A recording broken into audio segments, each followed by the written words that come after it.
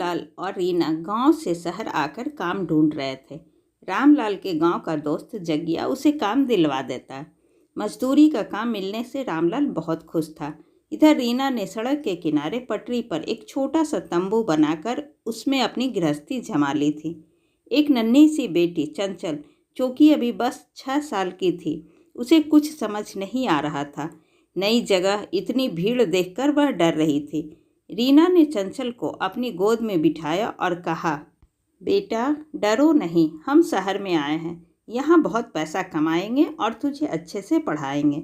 यह सुनकर चंचल ने पूछा, माँ, हमारा गांव में इतना बड़ा मकान था, उसे छोड़कर यहाँ छोटे से पन्नी के मकान में क्यों आ गए? यहाँ हमारा घर नहीं है तो अपने गांव चलो।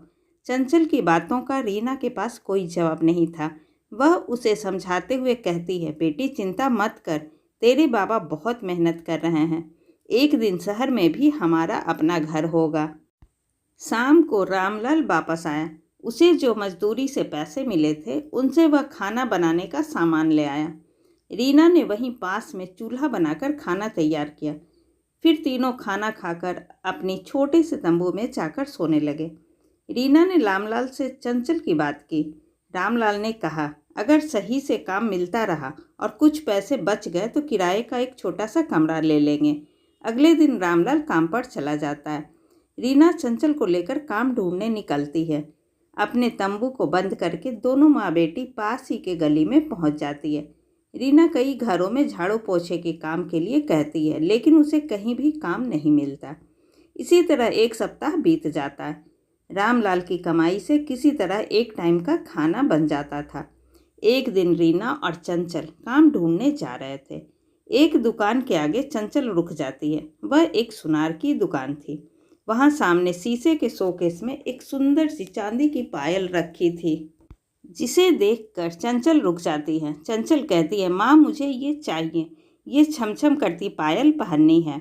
रीना उसे समझाती है, बेटा ये तो बहुत महंगी होगी, हमारे पास खाने के भी पैसे नहीं हैं, ये कहाँ से ले पाएंगे। लेकिन चंचल गुस्सा हो जाती है। वह जिद करने लगती है। रीना उसे किसी तरह समझाकर वापस ले आती है। शाम को चंचल बिना खाना खाए सो जाती है। रीना रामलाल को सारी बात बता देती है। रामलाल कहता है, तू चिंता मत कर, यहीं पास के बाजार में नकली पायल मिलती है, मैं कल ले आऊँगा। उसे क्या पता लगेगा चांदी की है या नहीं। अगले दिन रामलाल शाम को पायल लेकर घर आता है। पायल देखकर चंचल बहुत खुश हो जाती है। 2 दिन बाद रीना के साथ चंचल वापस उसी दुकान के आगे से गुजरती है। वहाँ उसे वही चांदी की पायल दिखती है। चंचल दोनों पायल को मिलाने लगती है। उस चांदी की पायल के सामने अपनी पायल उसे फीकी नजर आती है। चंचल अपनी माँ से कहती है, माँ, तुमने मुझे नकली पायल ला कर दी, असली देखो कितनी चमक रही है। रीना ने समझाया, बेटी ये पुरानी हो गई है, वो नई है, इसलिए ऐसा लग रहा है। लेकिन चंचल को रीना की बात पर विश्वास नहीं होता है। वह फिर से गुस्सा होकर घर आ जाती है। शाम के समय रामलाल घर वापस आता है। रामलाल कहता है, सुन, मुझे एक जगह काम मिल गया और रहने की जगह भी, साथ ही मेरे सेठ के घर में मैंने तेरे लिए भी बात कर ली है, उनके ही घर में रहेंगे और काम करेंगे। रीना चंचल के सो जाने के बाद रामलाल को सारी बात बता देती है। रामलाल कहता है, चल देखते हैं, पहले ये काम तो हो जाए। अगले दिन तीनों सेठ के घर पहुंच जाते हैं। रामलाल सेठ के कारखाने में काम करता था और रीना सेठ के घर में काम करने लगी थी। एक दिन चंचल बाहर बरामदे में बैठी थी। रीना झाड़ू पोछा लगा रही थी। तभी सेठ जी की बेटी वहां आई। चंचल ने देखा उसने वही चांदी की पायल पहन रखी थी। उसे देखकर चंचल जोर जोर से रोने लगी। चंचल का रोना सुनकर रीना दौड़कर उसके पास आई। सेठ सेठानी रामलाल भी वहीं आ गए। रीना ने चंचल को किसी तरह चुप कराया, फिर रोने का कारण पूछा तो चंचल ने कहा, इसने वो पायल पहन ली जिसे मैंने दुकान में देखा था, अब मैं क्या पहनूंगी।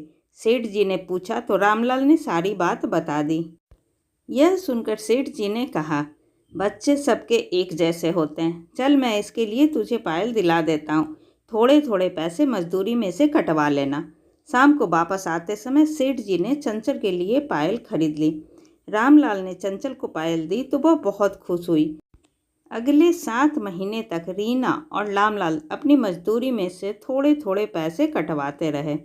अपने बच्चे की एक खुशी के लिए माता पिता कितना भी कष्ट उठा सकते हैं। बच्चों को भी अपने माता पिता का उतना ही आदर और सम्मान करना चाहिए।